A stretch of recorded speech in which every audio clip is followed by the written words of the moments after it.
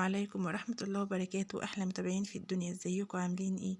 يا رب دايما تكونوا بخير. ربنا يديم عليكم نعمة الصحة والستر من الله، اللهم امين يا رب العالمين. مبدئيا كده ده أول فيديو ليا على القناة، أتمنى تدعميني بلايك وتشتركي في القناة فضلا وليس أمرا. عايزاكم تنوروني كده وعيلتي تكبر بيكوا وليكم إن شاء الله وبإذن الله. النهارده معانا بقى الكفتة الغلبوية. في كفتة غلبوية، كفتة غلبوية. النهارده معانا يا بنات كفتة الرز. كلنا عارفين كفتة الرز. عشان تضمني طعم كفتة الرز وما تفكش منك، بأمانة لكل كيلو لحمة كيلو رز. طيب اللحمة غالية، هنخليه مثلا نص الكيلو رز. هتحسي كده بطعم اللحمة فيها، مش تحسي ان انت بتاكلي كفتة كلها رز، لا. يعني ما انصحكش خالص ان انت تقللي كمية اللحمة فيها. طب لو انا قللت كمية اللحمة هتنفع وهتبقى حلوة مش هتفك. طبعا دي بتعتمد على طريقة عجنك فيها وطريقة ان انت تفرمها كويس. فرمتها كويس وعجنتها كويس مش هتفك. شايفيني انا مصممة ان انا اقعد اقلب عشان الناس اللي بتقعد تقولك انا باخد قلبة والتانية وبتفك، لا.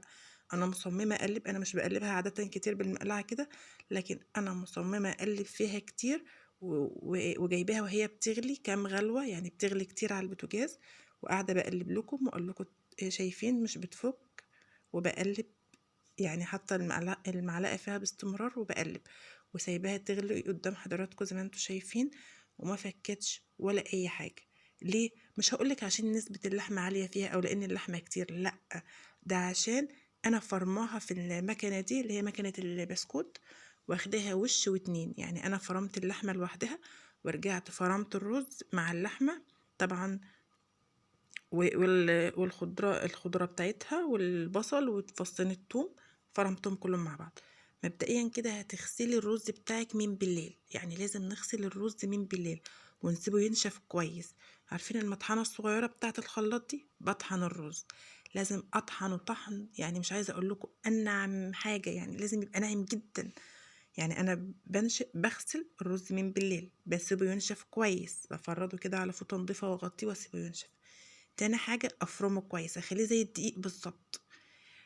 طيب انا فرمته كويس، اعمل في ايه؟ اجيب مصفى ضيقة عندي كده واقوم نخلاه، او منخل ضيق اقوم نخلاه، بحيث ان هو ينزل والحاجات اللي هي خشنة فيها ارجع افرمها تاني عشان ما هقدرش. يعني بعد ما افرم الرز او اطحن الرز طحن مبرح كده، ارجع انخله كويس واخد الخشن ارجع اطحنه تاني. الخطوة دي هتفرق معاكي جدا، حتى لو اللحمة قليلة مش هتخلي الكفتة تفك منك، اضمنها لك ان مش هتفك. طبعا هنا حبايبي زي ما انتوا شايفين انا بفرم اللحمة الاول، اخدها وش كده. طبعا جايبة الخطوات قدامكم، انا ما خدتش اللحمة ورحت فرمتها بره، فاعذروني انا ما جبتش قطع اللحمة وانا بحطها في المفرمة. طبعا دي مفرمة يدوي، كلنا عندنا المفرمة دي في البيت على ما أظن. يعني هي بتفرم اللحمة وبنستخدمها استخدام تاني إنها بنعمل فيها بسكويت. عايزة أقول لكم إن الأولاد كانوا حواليا وكانوا مغلبيني لأن هما بيحبوا اليوم ده وبيحبوا كفتة الرز بأمانة يعني، وفرحانين اللي أنا جايبة المكنة وقاعدة بفرم بقى فيها وكده. عادي ممكن كنت أوديها أي محل تتفرم فيه، بس هما الأولاد بيبقوا فرحانين في باللحظات دي، يعني بيبقوا فرحانين ان انت بتعملي الحاجه في وسطهم يشاركوكي. شايفين هما ماسكين السكينه بيقطعوا اللحمه من المكنه. طبعا خلاص انا هنا خدت اللحمه وشين، طبعا انا ما جبتش الوش، خلاص خدتها وشين. حطيت البصل معاها، هنا بحط البصل، بتحط مقدار بصلايه. طبعا معايا نص كيلو لحمه عليه كيلو رز على بصلايه وعليه فصين توم. عليه كده انا اما باخد الخضره. طبعا شوفي التوم، انا بحب التوم فيها كتير للامانه، يعني انا حاطه من هنا حوالي 10 فصوص توم بالظبط، انا بحب التوم فيها كتير. وواخده بقى ايه اللي هو الاطراف بتاعه البقدونس والكزبره والشبت، مش حاطه كتير. مش واخده الجدول من تحت يا حبايبي، انا واخده اللي هي الاوراق بتاعتهم بس، مش واخده الجدول خالص، عشان للامانه الجدول مش كويسه. هنا بنتي برضو قاعده تلعب في الخضره، يا بنتي اسكتي بقى حرام عليكي. طبعا ديمونه معايا اهي. هنا طبعا انا مقطعه الخضره غسلها كويس ومقطعاها بالسكينه، وكمان هفرمها مع زي ما انتوا شايفين. كل ده انا اخدته فرمته، وهحط الرز. طبعا متفقين ان احنا طحنين الرز م... آه، غسلناه وطحناه. بنبيته ليله يا جماعه عشان ينشف، حبايبي لازم تبيتوه الليله ده عشان ينشف، تغسلوه وتبيتوه. ينشف عشان وانت بتطحنيه ما يعذبكش في الطحين، في الطحن يعني ايه، وانت بتطحنيه كده في المطحنه، خصوصا ان كانت المطحنه بتاعتك صغيره زي بتاعتي ما تعذبكش. طبعا ما جبتلكش وانا بطحن الرز عشان مثلا ايه، الفيديو ما يطولش عليك او كده يعني، فالفيديو ما يبقاش طويل. طبعا ده الرز اهو، انا خدت اللحمه بكل اللي حطيته فيها وبدعكها كده في الرز. طبعا ده الرز ده انا نخلاه. طبعا انت مش قادره تعملي الرز او مش هتعرفي تغسليه وتطحنيه، في رز بيتباع جاهز، رز الكفته ده بيتباع في اكياس جاهزه. طبعا هنا خلاص انا مسرعه الفيديو، هنا كنت انا بهرت الرز ده، كنت انا مبهراه بالبهارات اللي انت بتفضليها حسب ذوقك. انا طبعا حطيت الملح اللي حسب رغبتي، برضو منى ايدها معايا، الملح حسب الرغبه، بهارات لحمه او بهارات كفته اللي عندك. انا حطيت 7 بهارات مع بهارات اللحمه، مع طبعا بحب انا ازود سنه فلفل اسمر. طبعا انا ما خدتش الشبت كله، الكزبره ما خدتوش كله. بعد ما انا دعكتها كده على ايدي في الرز، قمت واخداها فرماها في المكنه زي ما انتوا شايفين، فرمتها في المكنه. هفرمها كده؟ لا، ده انا هفرمها وشين في المكنه وهعجنها تاني. لازم العجينه دي تبقى مايله للون الاخضر في ايدي. هنا لسه هنا تقريبا مايله للحمار كده، لان هي نسبه اللحمه فيها عاليه شويه، لان انا بحب اكل الكفته زي ما بقول لكم يا حبايبي، لازم يبقى فيها يعني ايه، مش باكل كفته بريحه اللحمه، لا انا عايزه احس بطعم اللحمه فيها.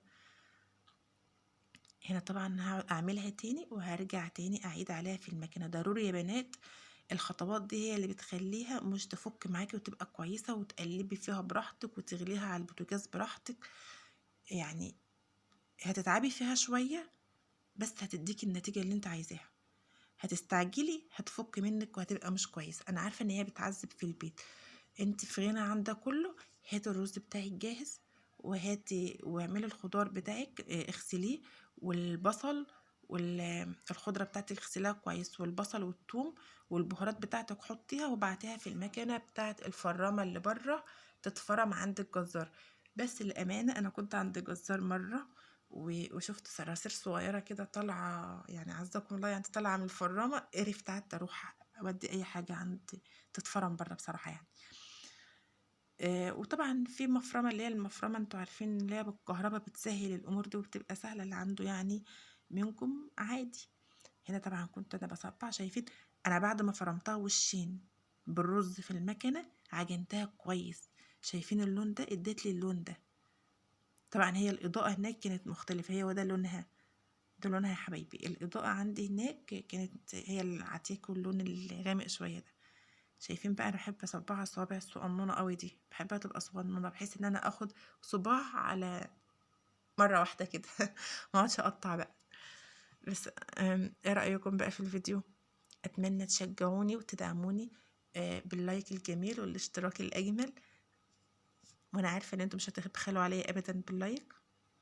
طبعا ده طبق فيه زيت حبايبي عشان ما تلزقش في ايدي وكده، فانا ببل ايدي نقطه زيت كده وبصبع زي ما انتم شايفين. فرمتها في البيت بطريقه مضمونه، ما رحتش عند الجزار ولا رحت هنا ولا هنا. زي ما احنا قلنا مكوناتها سهله وبسيطه جدا. طبعا انا كنت اخدت شويه بقى رحت حمرتهم وجيت قعدت براحتي بقى عشان ايه، اكمل بقى بقيت تصبيع الكفته. طبعا بعد ما اكملها ان شاء الله كده هحمر كل الكميه اللي معايا.